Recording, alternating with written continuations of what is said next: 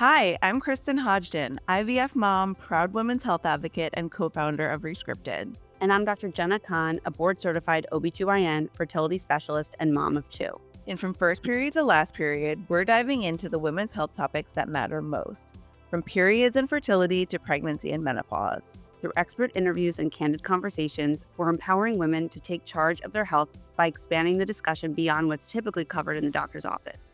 It's time to stop guessing when it comes to our health. Now let's dive in for the real science-backed info you need to be the expert in you. Hi, everyone, and welcome back to From First Period to Last Period. For those of you who are new here, I'm Kristen. And Jenna, you want to introduce yourself quick? Hi, everyone. Dr. Jenna Khan here. So we're so happy to be back. Last time we talked about fibroids. So if you missed that episode and lots of other stuff. So if you missed that episode, please go back and tune in. But lots on our mind today when it comes to women's health. I don't know if you saw, Jenna, but the Center for Intimacy Justice recently released a report analyzing data from 159 groups across 180 plus countries. And they found that platforms like Meta, TikTok, Google, and Amazon are restricting essential women's health content from perimenopause and fertility to sexual wellness and mental health. Not totally surprising. Rescripted has definitely had ads be blocked by some of these platforms in the past, but definitely frustrating, and all the more reason why this podcast is so important. Exactly. It just makes me proud to be a part of this, changing the world one episode at a time. Absolutely. Because yeah, I mean, one of the examples they used was like erectile dysfunction ads are fine, but then an ad will get rejected for saying vagina. And we always say at Rescripted, there's no such thing as TMI, and we say vagina all the time. Love it. So if you're new here, welcome. We say vagina all the time. So Last night I was teaching my 3-year-old about her body parts, and she learned the word uterus, I and love she's it. asking about all of her teachers and friends and family members if they have a uterus as well. It just wish I had it on video. It was perfect. I love that so much. I actually told, I mean, because I had a really long fertility journey to get to my recent baby, and my kids are 6 now, so I kind of took them along for the ride. And I my daughter told me when she got home from school one day that her friend said she didn't want to have kids anymore because Brooke, my daughter, told her that she had to do shots to get a baby. I was Oh, like, no, but it's like so, but it's like also like really important for them to know like how they came to be. So no! Yeah, of it's course. yeah, it's yeah, TMI when your mom is the co-founder of a women's health company. So funny. Well, so we've got, or a fertility specialist. Um, Exactly. so we've got an amazing episode for you guys today. So first in her story Unfiltered, Ashton opens up to us about her IUD horror story, which is a doozy for sure. And Jenna's going to dive into what went wrong and how you can advocate for a different outcome. Then in Own Your Health, we'll answer some of your most burning health questions, from is pelvic pain during ovulation normal to at what age should I consider egg freezing. Then our friend registered dietitian Anna Bonengel will also explore some easy ways to support your gut health. And lastly, in Women's Health in the Wild, Jenna will give her take on at-home fertility testing as a fertility specialist. So let's dive right in. Her Story Unfiltered, raw, real, and rescripting women's health, one powerful story at a time. I'm Ashton, I'm 33 years old, and I live in Denver, Colorado. This is my women's health horror story. My IUD perforated my uterus and migrated into my abdomen, where it was lodged for about a year before it was discovered. I had a routine postpartum insertion that felt particularly painful considering I'd had several IUDs prior and had just given unmedicated birth to my son. And in the weeks that followed, my instinct was that something was wrong, but was ultimately pointed down a path of protocols that would require more time, money, appointments, and they all came with an air of judgment that made me feel like I was overreacting, overly concerned, overly sensitive, and that what I was experiencing was just normal. So with that, and in the swirl of motherhood, I just let it go. Months later, it finally became so clear that something was wrong in my body, I couldn't ignore it any longer, so I scheduled an IUD removal. I warned the practitioner that I thought something was wrong and that it probably wasn't there, but she ignored my concerns and insisted that she'd be able to locate it and remove it, all the while making slurs about the neighborhood I lived in, telling me how badly I needed a pedicure, causing me pain, making me increasingly uncomfortable. But when she finally relented and admitted that she wasn't able to locate the IUD, instead of walking me down the hall to do a quick ultrasound, I had to make another appointment that was weeks later, and then I had to make another x-ray appointment, which confirmed the IUD was indeed in my abdomen. When the OBGYN finally called me, she said, "Oh yeah, this happened to me and I got pregnant." And so there was zero urgency, zero empathy, no efficiency in the whole process. I had to do the follow-ups that they had promised to do, and then was told that it would be another month at least before I could get on the schedule. And so at this point, I finally decided I was done. I went rogue, and I was lucky enough to tap into a network of MD friends who connected me with an excellent OBGYN who made me a priority, treated me with empathy, and got me in and out of surgery within a week. My question is, why do we do IUD insertions so soon after a woman gives birth when her uterus is more susceptible to something like perforation and migration? This is all you, Jenna. Oh, it's a lot. Oh my gosh. So this is just like such a horrible sequence of events that happened here. And so I first just want to say that IUDs are an amazing form of birth control, and the risk of perforation is really low. Like the risk is less than 1%. Even But the, postpartum? well, postpartum, it's still less than 1%, but it is higher Okay. when you deliver, when you have it immediately postpartum, because the postpartum uterus is soft. It's really soft. And so the risk of expulsion is higher, and the risk of migration and perforation is higher. And just so everyone knows, like, how many weeks postpartum is it typically recommended to have an You IUD get this, you could insertion? have it placed at like the 6-week postpartum visit. At that point, your Okay, uterus is back to its usual size and okay, is a little stronger got it. than immediately after delivery. And the thought behind postpartum IUDs was one of convenience for the patient. When you're newly postpartum, you'd be surprised, like, not everyone goes to their postpartum visit. They're busy, they've got other things going on, they might have other kids, and so, yeah, I think when I was practicing OBGYN way back when, our postpartum show rate was maybe 60%. Yeah, and which is, I went to my postpartum visit. I think you probably went to your postpartum visit, I but was so excited for mine just to make sure everything was, like, healed down there. You of know? course, but the no-show rate is really high, like, Wow. generally, and so it was sort of an opportunity to provide people with really good birth control right after delivery, and so in the event that they couldn't make it to their postpartum visit, like, they were covered, and, it's still offered, um if patients want to do that, but there is that risk that, it falls out. If it falls out, it's not a big deal. You go back to your OBGYN and have them replace it. But if it migrates, so that could be a problem. And now in most cases, it doesn't migrate, but in this situation, it clearly did. And I'm glad that she found an OBGYN that really took her complaint seriously and made it a priority to do something about it, because that's a scary situation for her. And that's not something that should wait. I mean, it's a pretty easy thing to do to find out if an IUD is in the wrong location. A Yeah. quick ultrasound bedside in the office, checking the IUD strings. And then most OBGYN practices have like operating days or days that they're in the hospital taking call, that this is like usually a pretty quick procedure, even though it's laparoscopic, to just go in and take it out. So I'm glad that she finally got the right care. Absolutely. That was my takeaway from the story, was just that, and we talked about this a little bit with my birth story, but just how having a provider that listens to you and takes your concerns seriously is so important. And if something feels off to you, definitely get a second opinion. You want to feel really comfortable with, your provider, and like you're actually protecting against pregnancy, and, if it's hormonal, that you're on the right, pill or IUD for your body. And we talked about this in a previous episode, but yeah, it's nuanced. It's not one size fits all. Exactly, exactly, and I think you can trust your instincts and, listen to your body like, giving you signals, like, "Something's not right here. I think I need to be seeking that second opinion." Absolutely.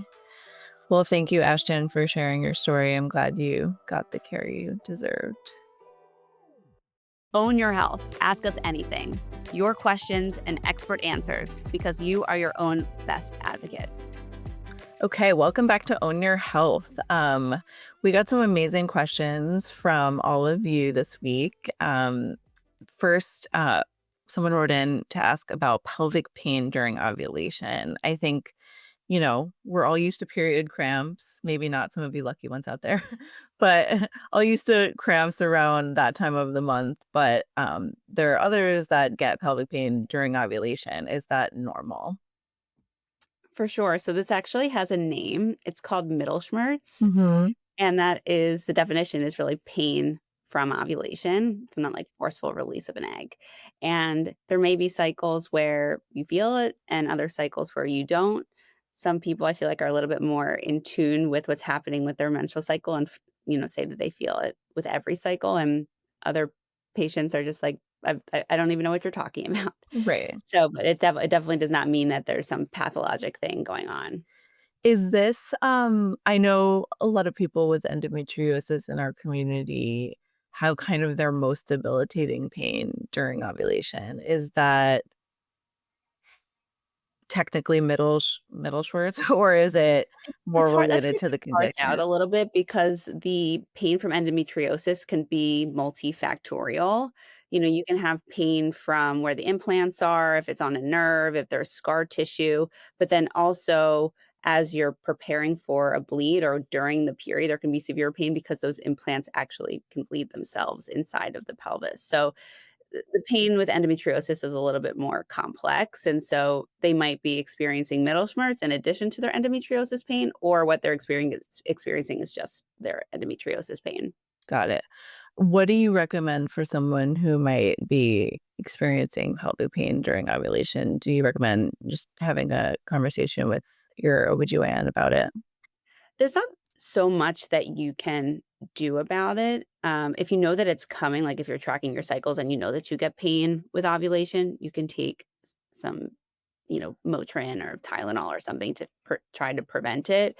Also, having a heating pad nearby, taking a nice warm bath, like these are things that can Yeah. help you um, get more comfortable. But this isn't a long lasting pain. Like Yeah. maybe it lasts 12 to 24 hours in the longest cases, but it shouldn't be lasting longer than that, Okay, so if it does, you should definitely consult with your doctor.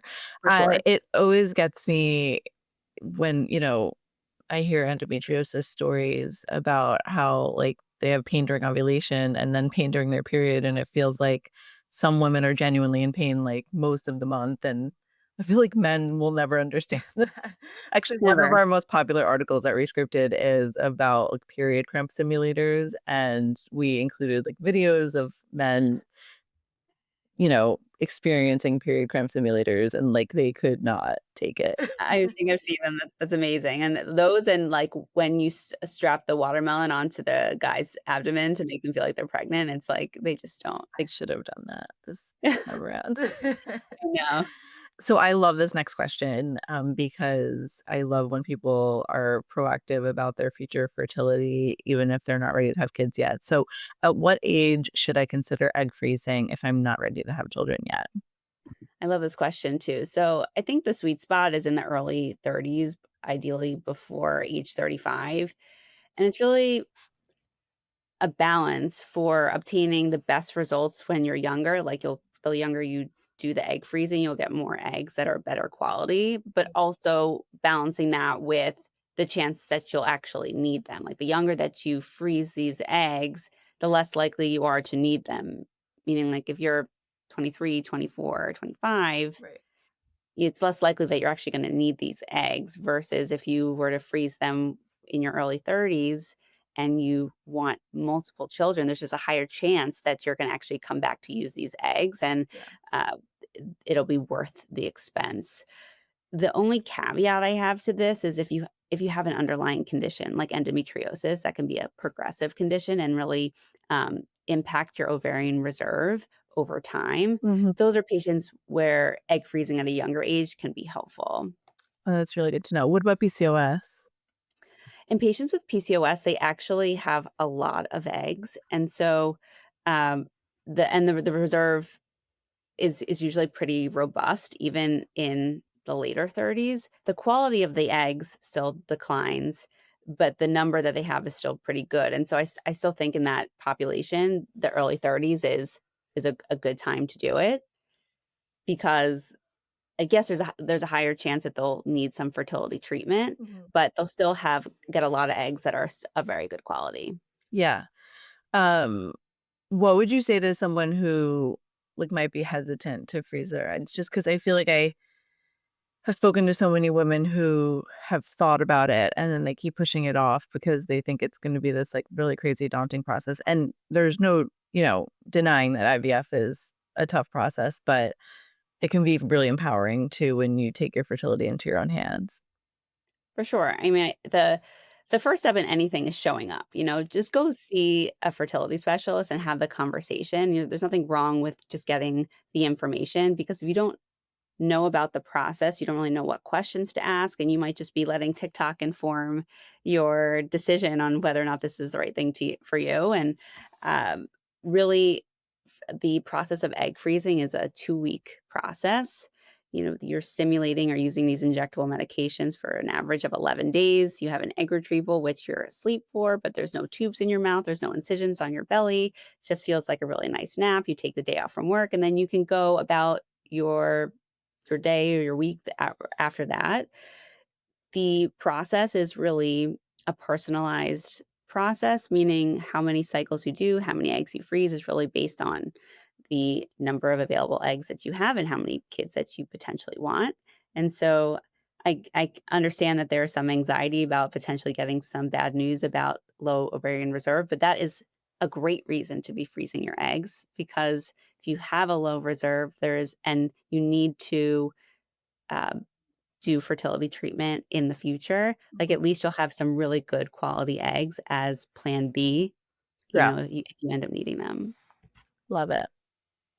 So next, our friend Anna is going to she's a registered a dietitian. You can find her at My Fertility Nutritionist on Instagram. Um, but we asked her, what are some easy ways to support my gut health? And this is what she said. Gut health, believe it or not, begins not in your GI tract, but in your nervous system. So, if you can calm your nervous system to get into rest and digest, that is going to stimulate better digestion with fewer GI issues like bloating, constipation, or gas. So, the first simple change to improve gut health is to take 3 slow, deep belly breaths before each meal. And on that note of slowing down, another simple yet powerful step to improve gut health is to chew thoroughly. Listen, chewing breaks down the size of your food and it mixes it with the digestive enzymes in your saliva. So you want to chew until you get to the consistency of something like applesauce, then swallow. So after you've taken your 3 deep breaths, you're chewing thoroughly, your next step is to get plenty of fiber from plants. That means from fruits, vegetables, nuts, seeds, etc. Fiber moves things along through your digestive tract and feeds the colonies of beneficial microorganisms found all throughout your digestive system. So, speaking of microorganisms, the research around taking probiotics is still emerging. While we do know a diverse microbiome is essential for gut health, most of us can achieve this goal with probiotic rich foods. Think fermented dairy like yogurt or kefir, or what's called lacto fermented vegetables like sauerkraut or kimchi. There's a ton of grocery stores and farmers markets that are now selling a variety of lacto fermented vegetables like carrots, beets, and even green beans. So, what I recommend rather than taking probiotic supplements is to go for a dose of probiotic rich foods if you can do it 2 to 3 times per day. I love this so much because I just feel like we're all getting supplements pushed in our faces all the time. Like probiotic this and that, and like just taking deep breaths and chewing your food and eating yogurt and kimchi. Like it's just, I always say like we have to go back to the bottom of the pyramid, like eating It good should be food. much simpler. Right, like eating good food, getting good sleep, and drinking water. Like, For sure. I feel like the wellness industry has become so overly complicated, and in some ways it's good, and in some ways it's like really overwhelming. So, For sure, and it's like we're the worried well population here, we are constantly trying to feel our best, and these ads for the prebiotic and the probiotic and all these other things are like really great marketing, and so everyone feels like they need to do all these things. And I think I see in my practice the same thing with choline in adding okay. choline into prenatal vitamins. Like, yes, this is like a very important nutritional component in pregnancy, but you get it from your diet. You get it from eggs and animal proteins. And like, I don't know when someone decided to start marketing this and saying you need to have it in your prenatal vitamin. Like, you should Right. get it from your diet. No, it's actually really easy to forget that you get these new like the supplement industry is so good at marketing that like you sometimes forget that you actually get like selenium in Brazil nuts versus like taking it as an additional capsule each day. Well, thank you, Anna. That was awesome. Women's Health in the Wild, must reads, must sees, and must tries for your wellness journey.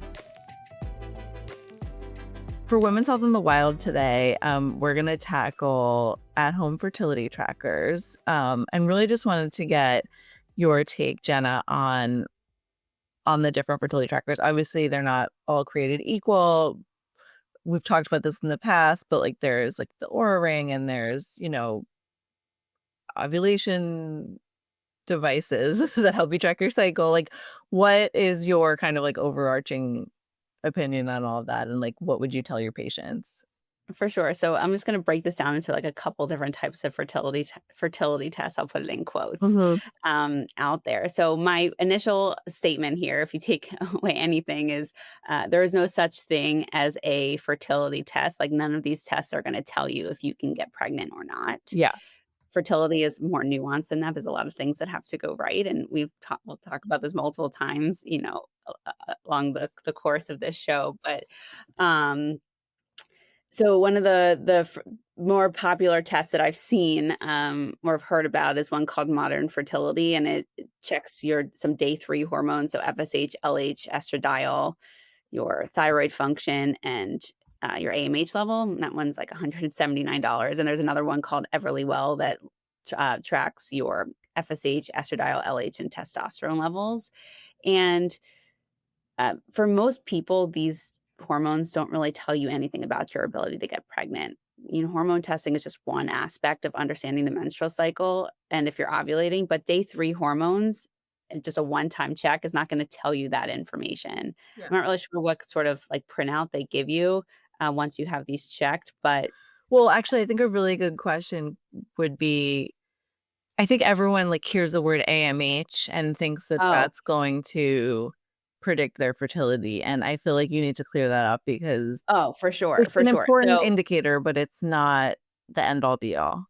yes. So, of the tests that I saw in my like little search was Modern Fertility was the only one that actually showed it, like checked an AMH level, and an AMH level does not tell you anything about your ability to become pregnant or your time to pregnancy. It is a biomarker of ovarian reserve, and it tells me as a fertility doctor how you might respond to ovarian stimulation, meaning response to medications and egg freezing or IVF cycles, and helps me select dosing of medications for these treatments specifically. A normal AMH is above 1.1, but a patient with an AMH of zero point 0.5 might get pregnant faster than someone with an AMH of 5.5 if they're having regular cycles. Also, it's important to know that AMH can be falsely lowered by birth control pills because birth control pills work to suppress the ovaries, and so you can have a falsely low or unexpectedly low AMH level. So just keep that in mind. If you do check your AMH and you're on birth control pills, just reach out to your doctor or fertility specialist and talk through that with them. So what is AMH helpful for from your point of view, like when you do it at your office? So everyone in my office gets an AMH level because they are a population that potentially is or someone who might have fertility treatment. And Yeah. that's important for me to know from the get-go if they need IVF or if they need some sort of ovarian stimulation, how aggressive do I need to be? And then also when they're in my office, they're in a prime place to talk about fertility preservation. And if their AMH is low, then that is a good opportunity to start talking about that because AMH just doesn't go up with time, it goes down with time. Yeah.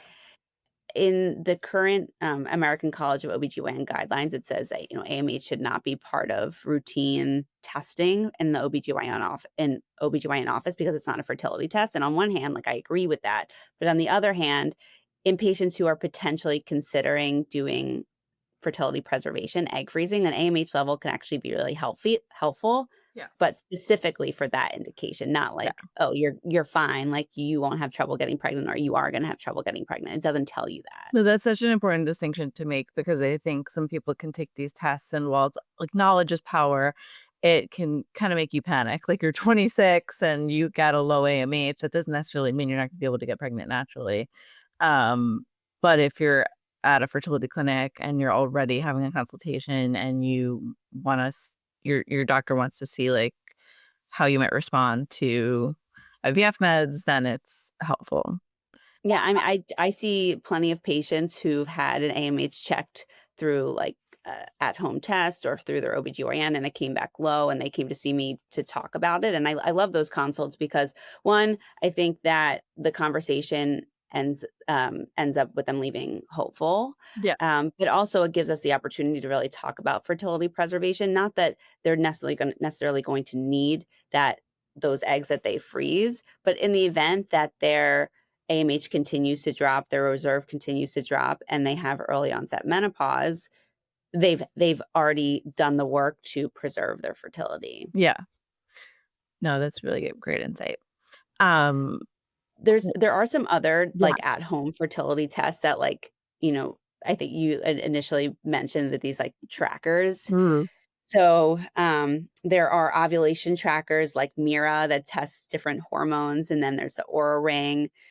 Um, if you have irregular cycles, like, don't even waste your time with these because you're just gonna be really, really frustrated, I can attest to that.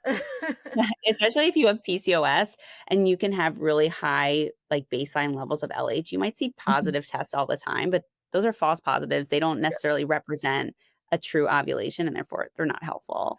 I will say that the Oura Ring measures your basal body temperature, and it is scarily accurate. Yeah, And when I but did ovulate, like, the one time in my life that I actually ovulated, it was ex and I got my period exactly 14 days later. I was, like, amazed.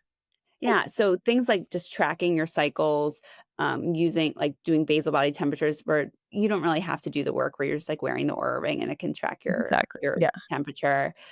These are simple things that you can do. You can even track your periods in the iPhone Health app Oh, and cool. just understanding your cycle length, meaning like from the first day of your period to like the day before your next first day. Mhm. If you take your whole cycle length, like let's say you have 28-day cycles, you subtract 14, your ovulation is like day 14, like 2 weeks. So 28 Mhm. minus 14 is 14. And so you want to be having sex like in an interval sort of surrounding that day. Yep. Other cheaper options would be like the clear blue test strips or on Amazon, you can buy a bulk easy at home tests, which are these little strips. Sometimes it might take a little like color deciphering, but you don't need to be spending a crazy amount of money to try and understand if you're ovulating. And again, if you are having irregular periods, that's your red flag. Like I probably am not ovulating. I should be just at least checking in with a fertility doctor to know if this is happening for me or not. Yeah. And go ahead. Oh, I was just gonna say, I feel like more and more people just because of like the villainization of birth control are kind of turning to the fertility awareness method as birth control. Like, I was just curious, like, what your thoughts on that were. Like the rhythm method, like knowing your Yeah. cycle. Yeah. So this is not a great form of birth control just because there is cycle to cycle variability. And just because you ovulate on day 14 one month, like you could ovulate on day 12 or day 18 another month, and that could be all within normal variation. And so it can be really hard to just predict that for future cycles. And for sexually active people who want to have sex when they want to have sex, like that could just be really hard to map that out. Once you've confirmed ovulation, like, if you want to be abstinent up until ovulation, and then once you've confirmed ovulation has happened, like your chances of pregnancy 24 hours after ovulation is like essentially zero. So that's that's a good thing to keep in mind. Okay. But there are I would say the rhythm method is the least accurate Okay. method for birth control if you're really trying to prevent a pregnancy. Got it. Just wanted to clear that up. Yeah. And then one thing I also want to mention as far as like at-home fertility tests, male fertility never like gets us a minute in the spotlight, and there are some really good at-home semen analysis kits. Two brands that I know of and like are the Fellow kit Mhm. and Yo Home Fertility Test. Awesome. Um, Legacy and is also fantastic. Legacy? Yeah. Okay, good to know. I'll keep that one in mind too. So that's can be a quick test for partners. 40% of couples that I see have some male factor component, and it's really important to not forget that. We as women sort of Absolutely. harbor this burden of it's our job to get pregnant and carry this pregnancy, but really it can either partner that's contributing to the issue. And they don't have an excuse anymore because they don't even have to leave the couch. Exactly. Fair. Yes. Yeah, they literally just have to mail it in. I love it. Well, thanks so much, Jenna. That was an awesome kind of 101 on fertility trackers, and I think it'll help a lot of people.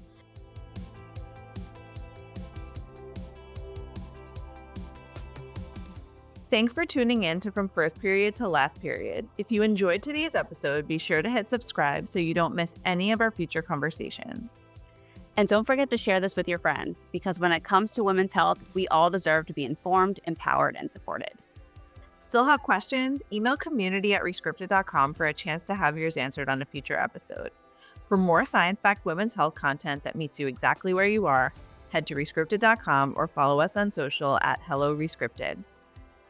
We'll see you next time with more real stories and expert advice.